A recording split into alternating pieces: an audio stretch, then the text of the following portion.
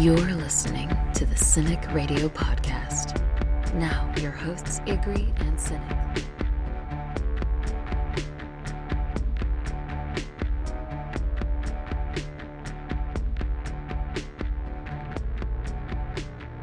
And you are listening to another edition of the Cinik Radio Podcast. And I'm your host, Cinik. And joining me, as always, my co-hosts and a couple of dudes who like to sneak off in the woods and kung fu fight, Igrihe and Ryan. And on this week's show, well, we've got a big one because we took last week off. So we're back to review Season 9, Episode 6, Who Are You Now? And Episode 7, Stradivarius. Because we are the Cinik Radio Podcast. Like, listen, subscribe. But most importantly, fuck you, Bill Maher. All right, well, we took last week off, so we got a little catching up to do, and we're going to do a little bit of Who Are You Now? And Stradivarius.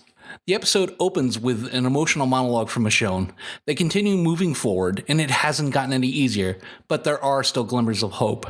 IG, did you find it a little refreshing that we're 5 or 6 years in the future and Michonne is still talking to Rick and seems deeply committed to him, as opposed to Lori, who waited less than 5 weeks to let Shane deeply inside her?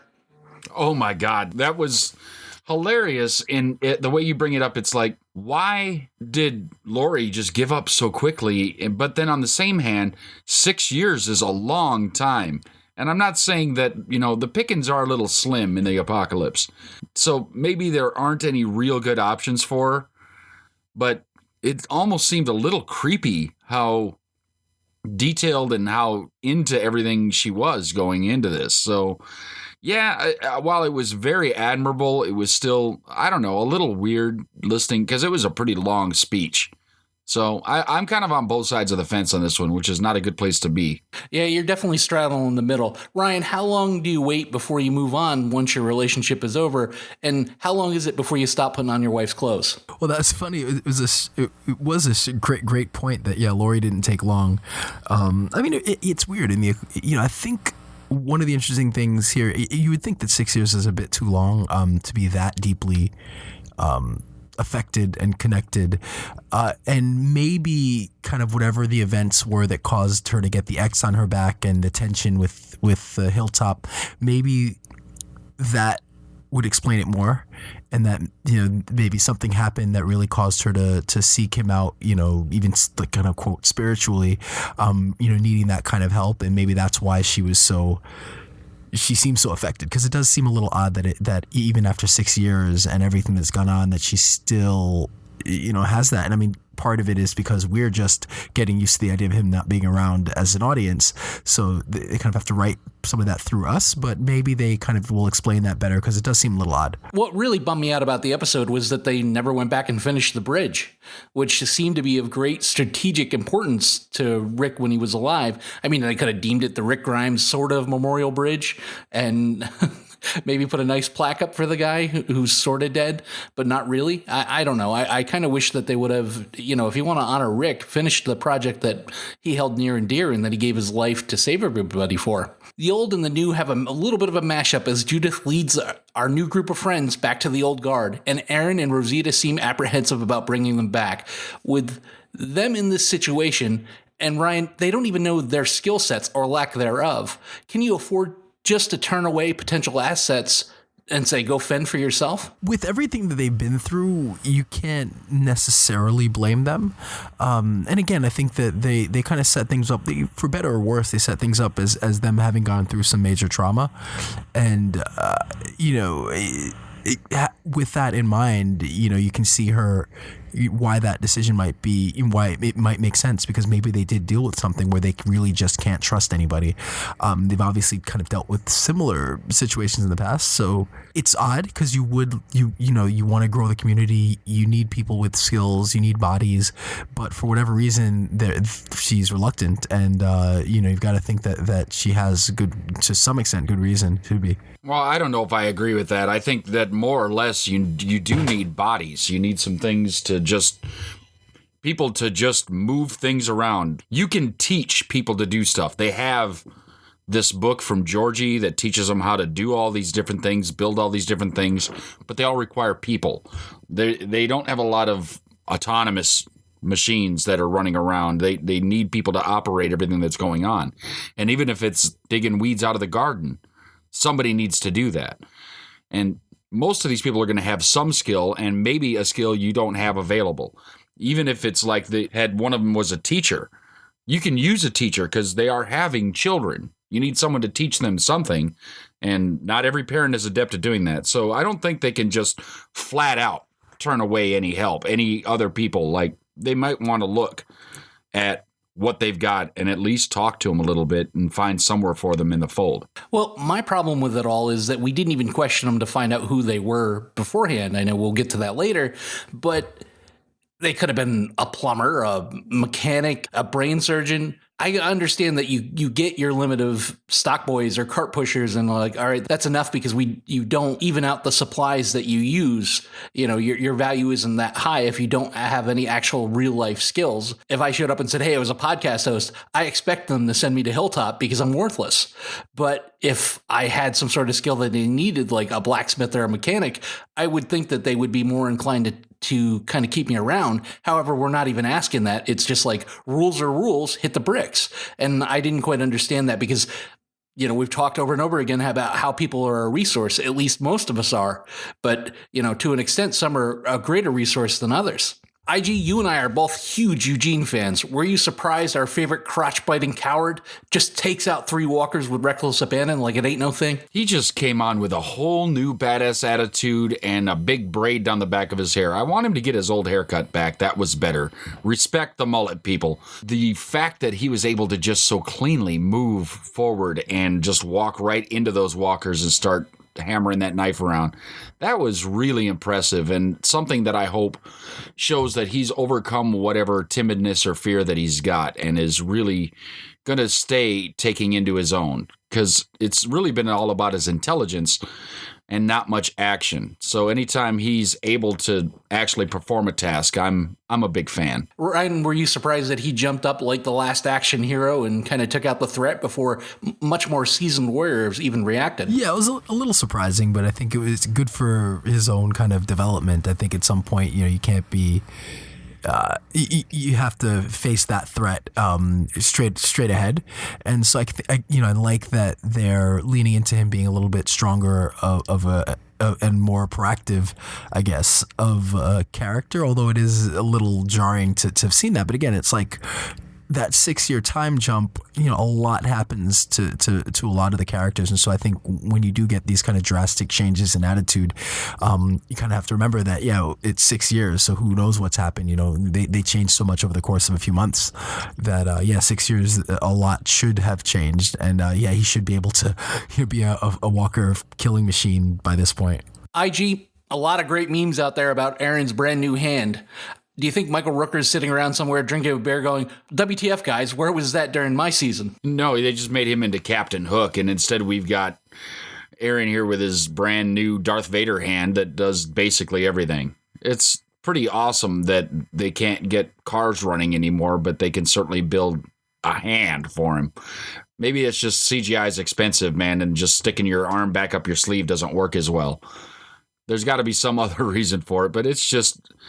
I don't know if it's all that necessary to have something that looks like a hand. And that's my problem with it is, are we spending time and resources on that just so he can walk around and have 5 fingers still? Well, that, and he doesn't have to wear some uncomfortable prosthesis. His hand is just jammed right into that thing.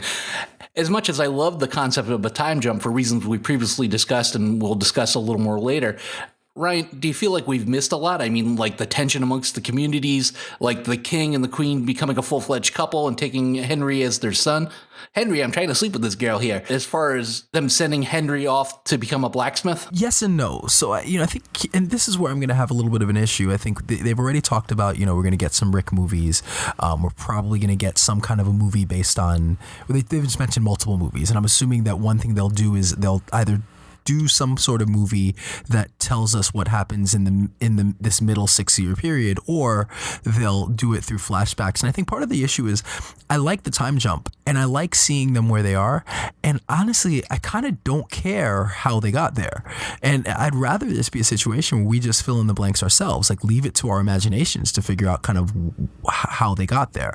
I'm glad that we have this time jump. I'm glad we have the situation the way things are. I'm glad we didn't see them meandering along conflict and trying to get the community started. I'm glad that we're kind of here. And so the problem for me is that they're going to do a lot of setting up and a lot of teasing and a lot of parts of the show where they're going to kind of tease something that we should know but we don't know, that maybe they'll tell us at some point, and that they'll lean too much into that. And I'd rather just move forward. Like, I'd rather not look back at all. So I'm just a little afraid that kind of the way they tell the story will be with it in the mind that they're going to eventually reveal stuff that we're going to find out, and I don't want those mysteries. I kind of just want to move forward and have a new story and go with it. Okay, but you have kind of a organized and itemized mind from all the conversations we've had since knowing each other. That's who you are.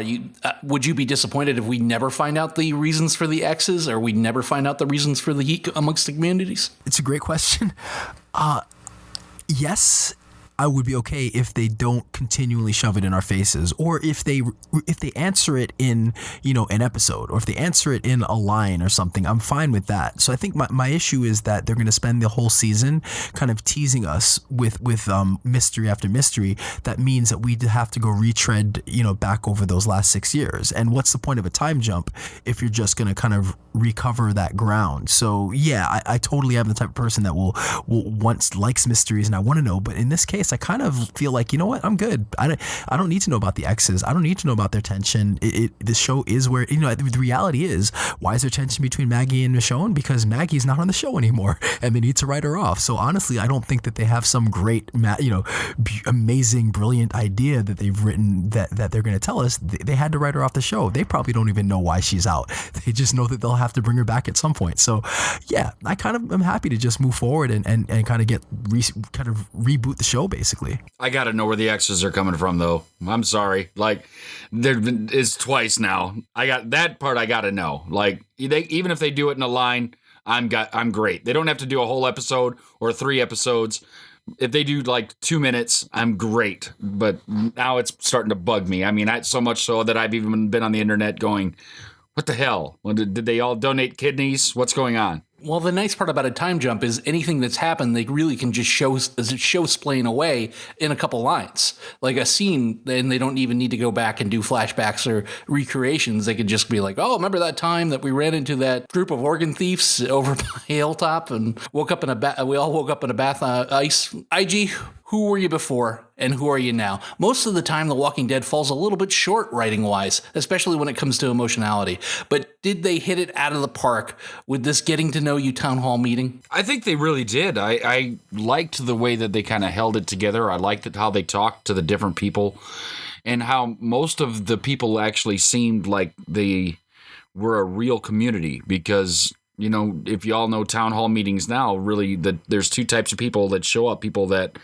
know whoever's involved in whatever's going on and people that want to show up and wreak havoc and start fights. You don't get good conversation or good building in most town hall meetings now. So these people really wanting to come together and try and build their community together is really refreshing, and it was written very well and acted amazingly. I enjoyed that part of the show. It drug a little bit toward the end. They kind of went a little long on it, but I still enjoyed it. And hats off to Dan Fogler's Luke, who has some real chops, and we never realized it just by watching Fanboys. He really brought it in that scene, and I liked how his character was different, where everyone basically said, I've become this, I've become that, and he's like, no, I'm still a music teacher. It's just a great addition to the cast. Ryan, what did you think of the scene? I like the scene. I think it was necessary. I honestly didn't mind that it dragged that much because I like the kind of building of the society aspect of the show. I think it's an interesting aspect, and kind of how do you deal with new people, and there's a council, and who's the leader, and how do they make decisions, seeing them. I think there was a really great amount of character development for the new characters in that short bit of time. So I actually didn't mind the length of it, and I thought it was very, very well done. I also found the makeup of the council pretty interesting because we had a few people on it that weren't even named cast members. So that gave it room to kind of grow, and it also gave it some real feel that it had been 6 years, that people had come along and made an impact and ended up on the castle. IG, were you not disappointed that it was just not all known names kind of chewing the fat on this issue? No, I think that's why it makes it more genuine, because you've got people that are just there based on merit, and we don't know who they are, but if they're in that position, they must have done something, and maybe it's they grew the most successful crop. Maybe it's they did most of the labor to build the windmill. Who knows what it is? But they're there, and they're there for a reason, and it shows that they're really trying to build a true community where all aspects of the community are involved. And so you've got the religious aspect, because Father Gabriel is there. You've got manual laborers. You've got leaders. It's all over the place, and that's what's wonderful. I really hope that this is the way that they continue, where it's not the 2 or 3 people that are appointed or thought to be in charge running everything and everyone else just falls in line, because that's not a good community. I like what they're doing. And we've discussed this, where these things need to be discussed and they need to be voted on and talked about and debated and yelled about. You need that. You can't just have one person making that decision for everybody. And Michonne calls out Magna in front of the whole group for being a convict with a prison tat. Who you are now, who she is now. We're 9 years into this situation. Should it be relevant? No. But I think there's some trauma that we haven't dealt with, and we don't know exactly what it is. But trustworthiness is an issue, and so I have a feeling that what they were dealing with was a situation where they brought in people, or they accepted people that they thought they could trust, and that turned on them and really did damage to them physically and emotionally. So I think while who you were in the past shouldn't necessarily reflect on who you are in this world, with how things have changed, I think knowing that you can trust somebody is really important. And again, depending on what kind of trauma they have dealt with, that's going to inform their decisions when it comes to bringing on new people. Well, the prison tattoo, though, could have been from just any number of things. She could have been like a pot dealer that got caught. It could have been any number of things, and she's got a prison tattoo, a little teeny one on her hand. It's not like she's covered of them, like so she was first-degree murder in there for life until the apocalypse hit and then got out. She got one little one on her hand, and they're throwing such a big deal over that without even asking, okay, so that's there, why were you in prison? Nope, just automatically dismissed. And I think that even if you did have kind of a bad life previously, when this kind of thing happens and you spend 9 years out in the wilderness trying to survive, it may very well change you quite a bit. Great scene, too, as Magna shouts out to Michonne as she dropped the mic and strode off. Hey, can I ask you a question? And Michonne just replies, no. I love that. It was a great close to that scene. Like you said, Ryan, it could have probably been a little shorter, but I thought they did this really well. There's something in the next episode that we'll talk about that I hated, but I want to emphasize how great I thought that scene was. It was a great character building scene. It was great getting to know you, and I love their answers, and I'm liking these new people. Jed and the survivors ambush Sacagawea Carol and Henry on their way to Hilltop. We see former savior Laura with the tattoo on her neck was out with the patrol, and DJ's at Alexandria sorting out the newbies. Did only the good-looking saviors, IG, get to go to the communities, and they pushed kind of the ruffians out into the wilderness to deal with themselves? Is this part of the bigger problem that we've talked about in the past? Leaving people behind alive that are threats are always going to come back to haunt you. Yeah, that's seriously the problem, is you let the threats leave. You let them go on and do whatever they want. And you don't keep any eye on them. You don't say you can go, but you have to go here so we can keep an eye on you. That house arrest thing that is done in society now, not such a bad idea, because you might have an idea what's going on. Instead, they just let them wander off, let them go. That's really what led to this. And, waiting 6 years to ambush somebody, they really planned pretty well for the most part for that moment.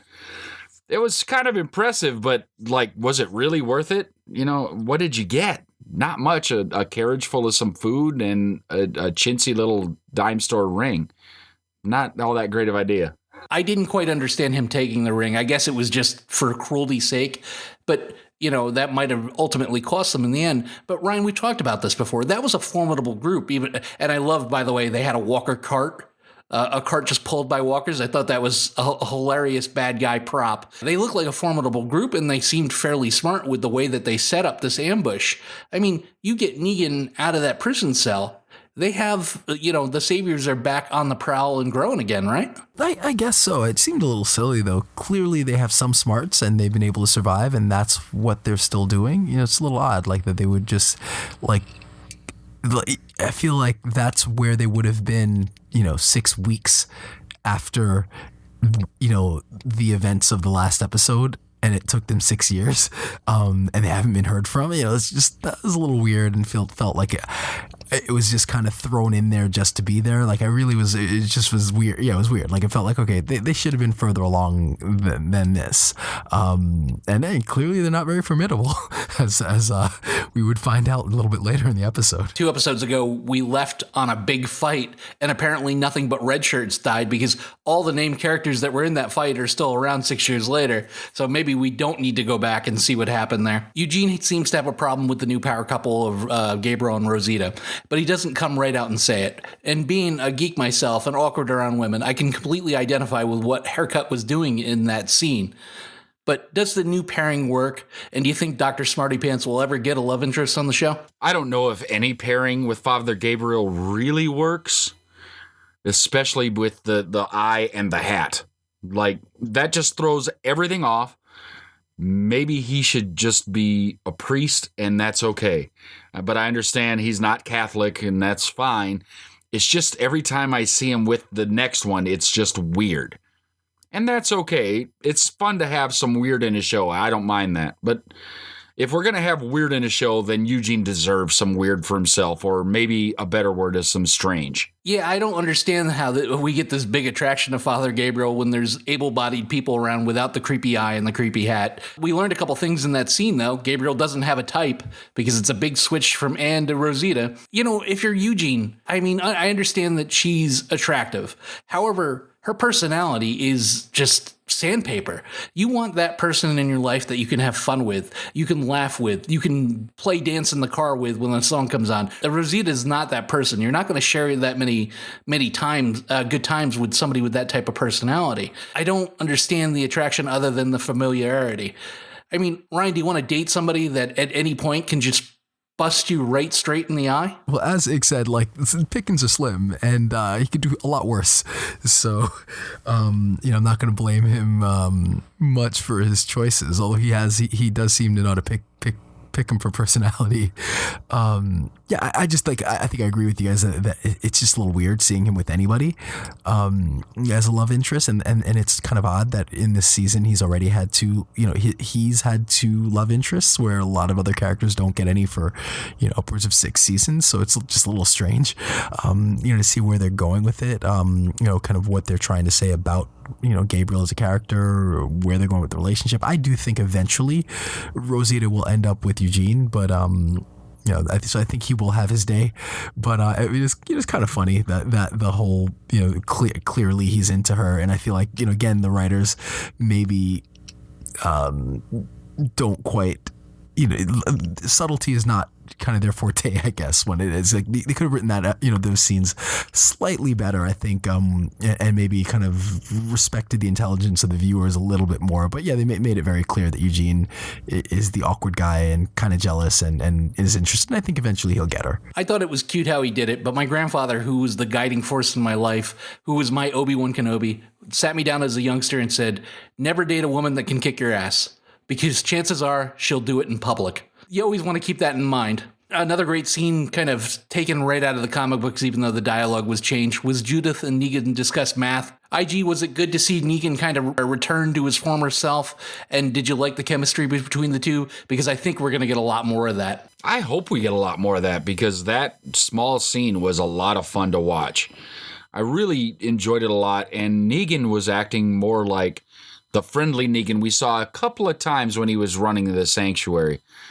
But he was just really friendly, really nice, and really straightforward about, you ever seen an airplane flying? Do you ever think you're going to see an airplane flying? Then why are we talking about airplanes? You got to apply it to the real world. It made perfect sense. You want to say two dogs are running at each other from 100 yards apart. Great. I liked it, and I liked that Judith just basically shut it down. Is like, I don't want to talk to you about that. I want to talk to you about math. Yeah, because the numbers don't care whether you're a good guy or a bad guy. That was a great out. They picked the perfect young girl for Judith. And for all the things that I think that they've gotten wrong with Carl over the time on this show, they definitely got it right with her. And I kind of hope they keep the course of her being ballsy and daring and kind of sassy. I enjoy it a lot. I think she's a good actress, and I can't wait to kind of see where they take that. I wouldn't be surprised to find out that she's just a really kind of small and skinny short person, and she's 28 years old. She's got like Benjamin Button syndrome or something. Yeah. Something like that. That'd work. Ryan, the Wu-Tang Clan might be nothing to fuck with, but then again, neither is Carol. What was the biggest revelation in this episode? Terminus Carol still alive as she burns the remaining saviors? There might be a Rick Shown baby? Or, wait, did the walkers just fucking say something? Definitely the Carol burning them was shocking, but not. And I liked it. Like, I kind of marked out for that scene because like it was cool because we saw this kind of calmer, more docile version of Carol. She's getting into family life and, as a mother and a wife, and she's calm, but yeah, she's still terrifying and probably a sociopath. And yeah, you don't want to mess with her. And then yeah, the baby Rick was a shock too. Like, that was totally unexpected. I mean, I'm not a comics reader, so I don't even know if this has any part in the comics, but that was completely caught me off guard. But then just makes me think, how upset is Rick going to be that how does he not find his way back? He missed the first 6 years of his or more of his son's life. So I kind of feel bad that Rick is still alive and having missed all this. And I would hope that he doesn't know. But even so, I'm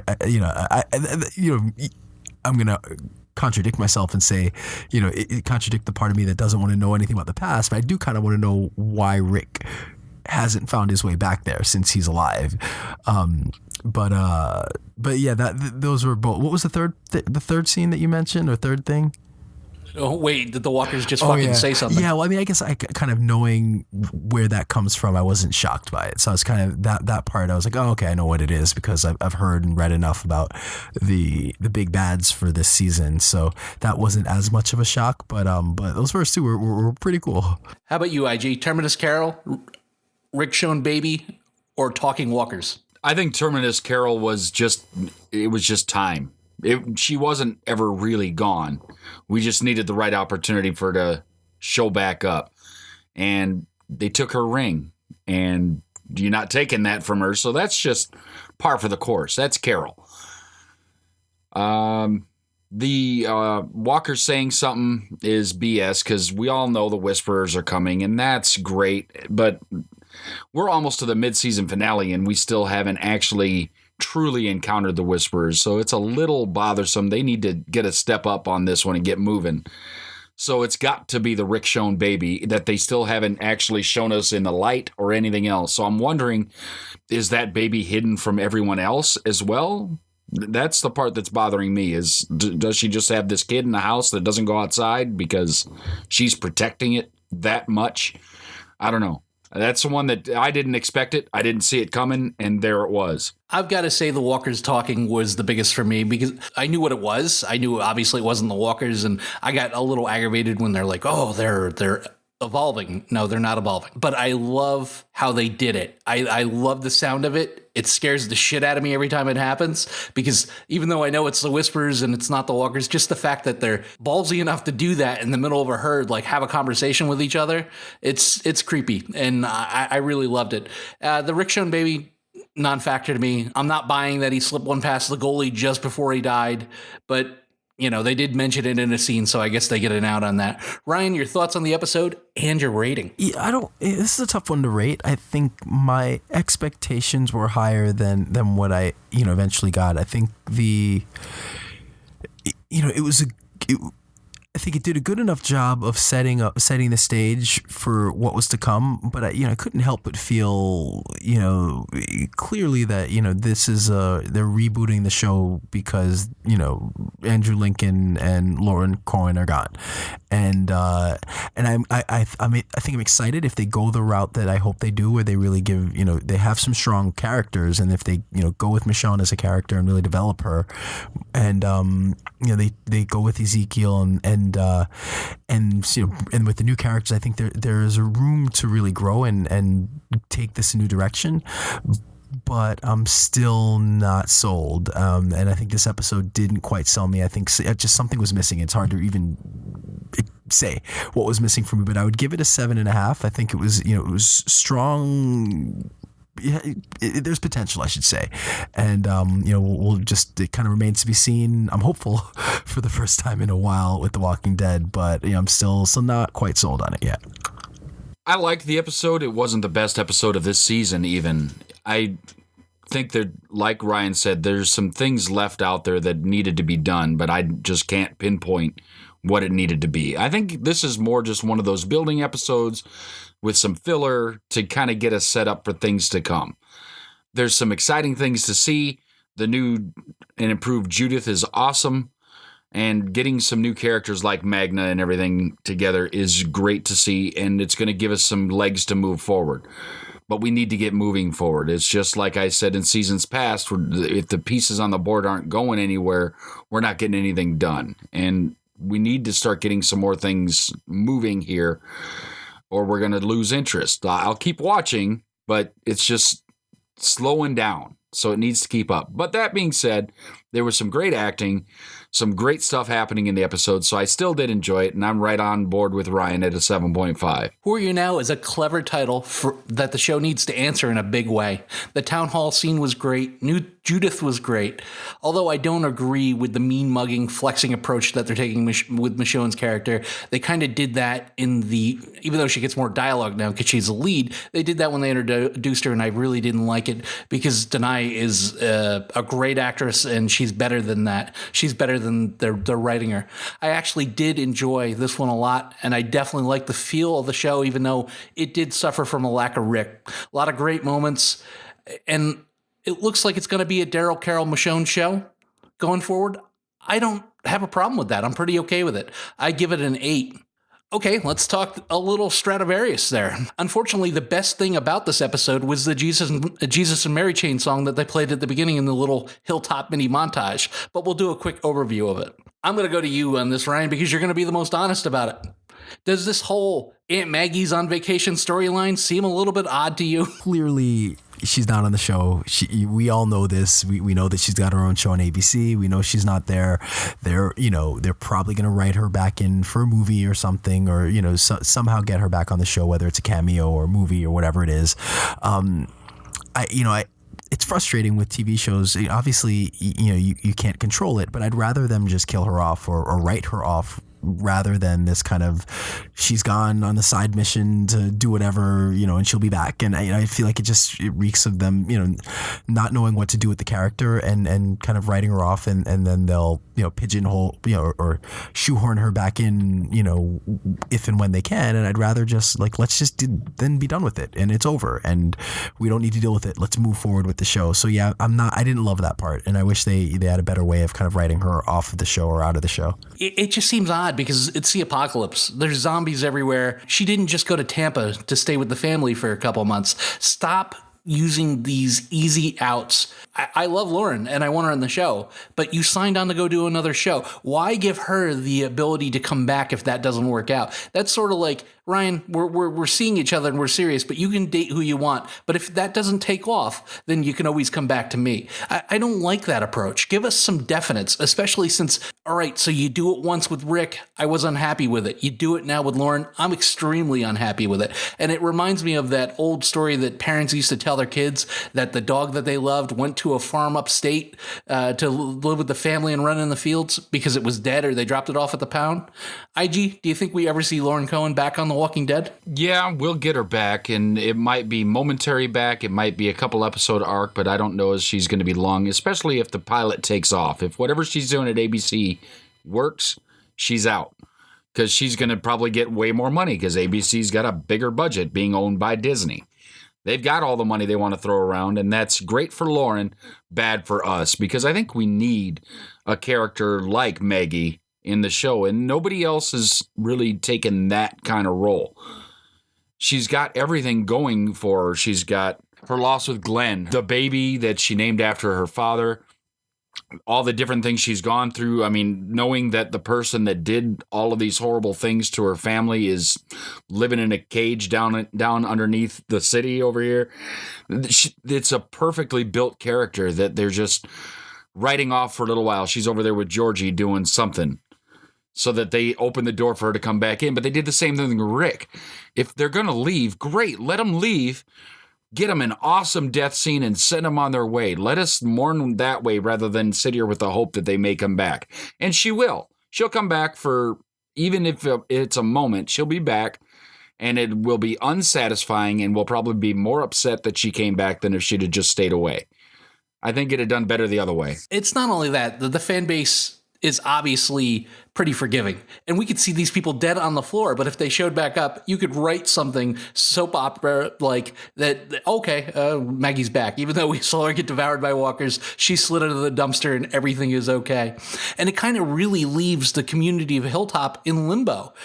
Ryan, what's worse for a community? A power-hungry leader like Gregory, or an indifferent, I don't want to be here leader like Jesus appears to be? Probably the indifferent, I don't want to be here leader. But I mean, that's just a problem with the writing right now that they, again, I mean, this is just an issue like we talked about. Like if they're going to go back and explain to us why everyone is the way they are, then it's frustrating because then the time jump really doesn't mean anything because it's just a reason for them to buy the time while they unveil these mysteries. But yeah, I think you need strength and you need people to make decisions, and so kind of have somebody who's indifferent.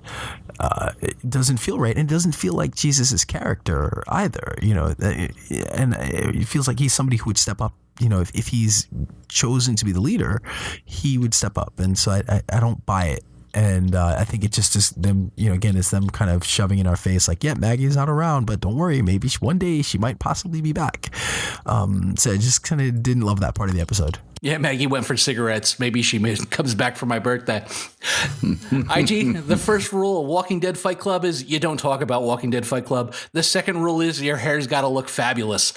Once Aaron's ninja training is complete, will he become the Winter Soldier of The Walking Dead? When I was watching that scene, all I could think of was The Matrix when Neo was getting trained in, I know Kung Fu. It just struck me the whole time. And I really thought, this is pointless. Why are we doing this? To teach him to fight with the robotic arm now? I didn't understand why they were out there doing that, and that goofy smirk that kept coming out of Jesus was just kind of icing on the cake of a truly shit cake. I liked the tussle. I thought it was kind of neat and unexpected, and I could see characters doing that, interacting like that, like Jesus shirking responsibility to go out and train his friend, anything not to be there, and Aaron breaking protocol so he can learn kind of on the fly. And I dug the arm. I dug the combat. I don't know how much of the Kung Fu Thomas Paine is doing, but it looks pretty convincing to me. What'd you think, Ryan? The cynic in me is well, it's the two gay characters. That the only, I guess, the two gay male characters in this show right now that we know of.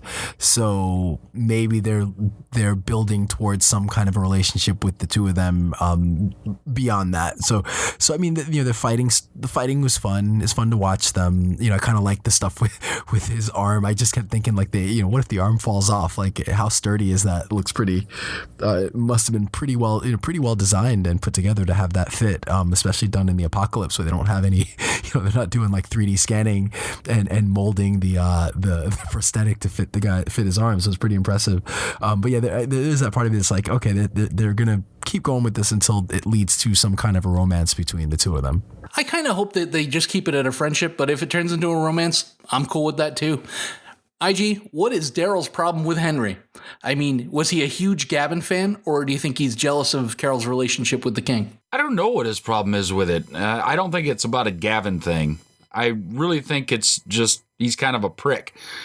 Because Daryl's always been kind of that way where I think the only kids he really liked was Judith because it was a little ass kicker and he got to bond with her right away, right after she was born. So maybe it's just that Henry's already kind of approaching puberty, so he's kind of a jerk anyway, because anybody that has kids will probably agree with me that once your kids get to those teenage years, they kind of suck for about 8 to 10 years. Then they maybe get better, maybe they don't, but definitely going to suck for those teenage years, and Henry's right there. And maybe it's just because Carol's trying to push Daryl into doing stuff that he doesn't want to do because he's out living in the woods where nobody bothers him about bathing anymore. You know, I came up with multiple reasons why he could be like this. I mean, obviously he's not a people person because he's living out in a tent somewhere where there's literally thousands of abandoned houses. So you could be bit at any moment just so you don't have to put up with other people. But, you know, I thought about Sophia. I thought about his past. Maybe he's skeptical of strangers. Maybe there is a little bit of a jealousy there because, you know, he did kind of make a noise when he saw them together. And it's really hard to say, but I did like how he kind of warmed up to him after everything happened. Great save for Henry, too, by the way, as he came to save Daryl's cleverly named dog. Ryan, you're as big of a pet person as I know. Did you think the dog was a goner? I mean, the show doesn't have a great track record when it comes to pets. I was pretty sure that the dog was going to be okay. I think because I saw in some previews of the dog in scenes that meant that he would have to survive this. But either way, I think I figured the dog will be around for a while, and then it'll be as heartbreaking as Shiva was. So I'm a little concerned about that, and I'm gonna have a rough time with that if dog meets a really rough demise. The best thing they can do right now with dog, and I think it would be hilarious, and I hope they try and sneak this past us, is like literally put a different dog there every week, because it's just named Dog, so it's not a named character, it's just Dog. So like switch it out for a Pekingese next week, and then a German Shepherd, and then like a teacup poodle, and just keep switching it around. I think that'd be great. What did you think about Luke's quest to save the instruments and his monologue about community? Was it on point? Do you think that survival is as important as music and stories and community? Yeah, I think, I think I liked some of what he said. Some of it was a little cheesy, I guess. But I did like that, what does, I think it culture. I mean, not that other animals don't have culture, but kind of the how developed our culture is what separates us from other animals. And in this world where, really is just about survival, I think if you lose that, you become, like some of the villains that we've seen. And if you can't hold on to that, you lose a large part of your humanity. So I think it was a nice little speech, and I think it makes sense that there are, whether it's music or art or whatever it is, that those are parts of being a human that you don't want to let go of and you don't want to lose sight of, because I think it does keep you kind of in touch with your humanity. So I think overall I did like that scene and like that speech. When Michonne finally breaks down and gives these new people their weapons once they're surrounded by walkers, what was your thoughts on the new people holding their own and their signature weapons, including a slingshot? I actually like the slingshot, and they are surprisingly good with it. I guess whatever time they've spent out in the wilderness surviving, they've gotten their practice and they know how to use their ammo properly, because they are just piercing skulls with those things. The group did very well. They did surprisingly well. I didn't expect like shooting down that roof to block the walkers from getting over to the horses was genius. The way that they behaved out there, and they kind of moved individually but as a team together, and they were really just taking care of business. I really enjoyed it. I thought it was good that it wasn't. Maybe the slingshots were a little too accurate, but for the most part, nothing seemed impossible. Nothing seemed like, oh my God, I can't believe they did that. Yeah, I really liked their signature weapons, and I was thinking Luke had a little bit of a pickaxe. I thought that was a kind of a neat idea. They could kind of hold their own, which I really liked, because usually we get introduced to cannon fodder. So it was a group that was out on their own for a long time and did well. And that was the world's most ugliest shirt that dude was wearing. And anybody that walks around with a shirt like that, whether it was to annoy somebody else or not, deserves to be bitten. As we head towards the mid-season finale, the quest to save Eugene is now on. The walkers are talking, and the show ends on some of the worst CGI to date, including the deer. Ryan, your thoughts on the episode and your rating? This episode scares me a little bit, where it felt like filler. It felt like meandering, and when we were one episode removed from the reboot, and I wanted to see, I want things to move. I want the stories to move forward, and I feel like we're stuck in the past. We're stuck, dealing with Daryl's problems, and Michonne's stuck dealing with her issues with Maggie, and they're wandering, heading to the hilltop, and it just, and Jesus is indifferent about, what he wants to do. So I just felt like we're back to this meandering show that is just wandering aimlessly until it can get to a mid-season finale, and that's my fear with the show, is that it just meanders, and it's just this show where you can kind of watch the beginning, you can watch the middle, you can watch the end, and you can pretty much fill in the other parts. And that's not, and if this show is going to be exciting and interesting, it's got to move. It's got to be, I want things to happen every episode. I want every episode to feel like must-watch TV, and it just doesn't feel like that. So I'm a little concerned that this just went right back to that filler feeling. And so, give it a 7. It wasn't bad, and there's some good stuff, and there's some good character development, and there's some really nice scenes, but it just feels like the show that we don't want it to be, or that I don't want it to be, a little too much like that. So I'll give it a 7, and that's being a little generous. Yeah, this episode to me was a lot like the little engine that couldn't, right? They kept trying to move forward and didn't go anywhere, just spinning their tires all in one place. There was some good things to see. I liked seeing the new group handle themselves out there. And even though I kind of downplayed a little bit, it was kind of neat watching Jesus and Aaron kind of tussle out in the field, even though they were shirking all responsibility and not doing anything. And does it really move the story forward? No, they aren't going anywhere. The bad CGI took me out of it, just like it always does when they've got the bad CGI. And I don't know why they even let a product like that go out. They've had some CGI that's absolutely amazing, and they put out stuff like this that just really disappoints. I'm hoping that we get something in the mid-season finale, because this episode really just almost was a step backward. I still liked the show. It was still fun to watch because it's The Walking Dead, but they could have done so much better. I mean, if they'd have made it like a 2-part thing where we really led into the mid-season finale, when they always try and do something big there, couldn't we have built more toward that, or did they just not have enough story? I'm hoping for the future, but that's not going to affect the grade on this episode. I give it a 6. This really is a tale of 2 episodes, because I loved the last episode. I hated this episode. Stradivarius was slightly out of tune for me. Congrats to Michael Cutlitz for his directorial debut. They just gave him nothing to work with. It was just a filler episode. I'm hoping it's setting up for bigger and better things. All I can say is, haircut better make it, because IG and I are huge Eugene fans, and we will totally unleash the slowest paced riot you've ever seen. It'll probably last for 5 minutes. It'll be slow paced, but it will be furious. I give this episode a 5.5 because it was all breading and no meat on them bones. Took a huge step backwards in the direction that we didn't need to go. And it does worry me. We do have this mid-season finale coming up, and let's hope by the end of the episode we see a couple heads on pikes. Now, before we go, guys, I want to talk about one thing. This really matters to all of us here on the Cinik Radio podcast. Just over a week ago, we lost Stan Lee. And all of you know it. Everybody's been in some way affected by Stan Lee's legacy, be it through actually reading his comic books, through the movies. He's really put superheroes on the map. And then we have Bill Maher, the comedian who just thinks he's edgy and needs to be edgy all the time. What Bill Maher said was, the guy who created Spider-Man and the Hulk has died, and America is in mourning. Deep, deep mourning for a man who inspired millions to, I don't know, watch a movie, I guess. Now, I have nothing against comic books. I read them now and then when I was a kid, and I was all out of Hardy Boys. But the assumption everyone had back then, both adults and the kids, was that comics were for kids. And when you grew up, you moved on to big boy books without the pictures.